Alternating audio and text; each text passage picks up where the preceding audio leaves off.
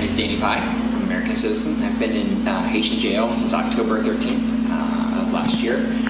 It's going on 5 months now. I've yet been given any formal charges. Well, that is the American Daniel Pye in jail in Haiti for 5 months, as he said, without a single charge. We first brought you this story about 2 weeks ago. He's 29. He's a Christian pastor running an orphanage with his wife in Haiti and has been for years. Days after we talked to his wife, Leanne, who's, by the way, 9 months pregnant, live here in America's Newsroom, Danny Pye was released from jail. In his first television interview since then, he's live with us in Sarasota, Florida, with one of his little girls. I can't imagine what you went through, and I'm sure you are absolutely elated to be home and reunited with your family. They made an effort to come and talk to the judge in Haiti, all that to no avail. Why were they holding you after you were only trying to do good work in that country? There was no official charges. There's lots of talk and lots of rumors of why the reasons were, but I was arrested actually just 2 different times and held for 5 months in the jail with the charges of contempt of court and false documents were the official charges, but they never came into, they was never charged with them, but those were the accusations. So what did the judge come around to? Why release you? He was actually transferred and ended up being demoted, but his last act of service was releasing me for several different reasons. He had a lot of pressure from his boss, as well as had a lot of attempts from our kids and a lot of people contacting him and pretty much pleading for my release. Wow, what are you wearing on that shirt there? It looks like some signatures or some autograph. What is that? My kids made this for me for Christmas, so it's all of their signatures, and they all wrote a little message to me of just saying they're loving me and they're praying for me, and so there's a shirt that was sent to me on Christmas Day by them. They all wrote their names and a small message to me. Well, the prayers worked. How's your wife doing? Has she given birth? She's doing great. She did. She gave birth to our son yesterday afternoon, Joseph Daniel, healthy, beautiful baby boy. Yesterday afternoon, successful childbirth. So. That's great. Well, Ryan has a sibling to play with now. Tell Ryan hello, will you? Okay. And best to you, Danny, for your time today, and give our best to Leanne. Congratulations. Welcome home. It's nice to see you healthy. Thanks. Great story. A former Liberty Hill High School educator is accused of sexually assaulting at least 4 children in an orphanage he ran in Haiti. The Department of Justice says the abuse happened between 2008 and 2011 when Daniel Pye would fly back and forth to that country. KXAN's Lauren Kravitz has more on the investigation. She also spoke to a Liberty Hill woman who knew Pye.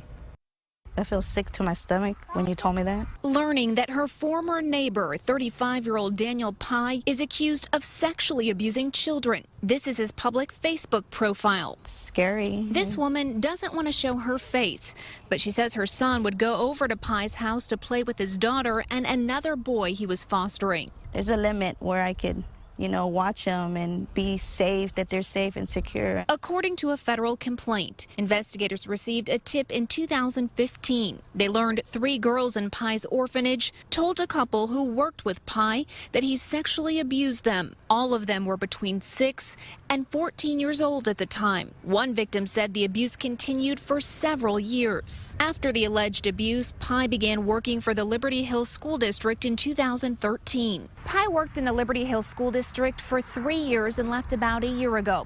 The school district says he mainly worked here at the high school as an instructional aide, but they also say he helped with the district's behavior program and drove a school bus. The district says he left on good terms and was never disciplined. If Pye is found guilty in the Haiti cases, this neighbor hopes he's punished for the victim's sake. I hope the girls get the justice. I mean, they deserve it. Lauren Kravitz, KXAN News. Right now, Pye lives in Arkansas, but he has also lived in Florida. Investigators say they interviewed 4 other people from Florida who said Pye sexually assaulted them when they were between 5 and 7 years old between 1996 and 1999. Laws targeting child sex tourism came about in 2003 as part of the Federal Protect Act. That stands for prosecutorial remedies and other tools to end the exploitation of children today.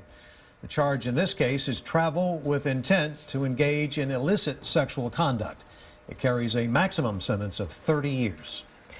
10 Americans have been detained by Haitian police as they tried to bus more than 30 children across the border into the Dominican Republic, allegedly without proper documents. We had 33 children from the age of 2 months to 12 years.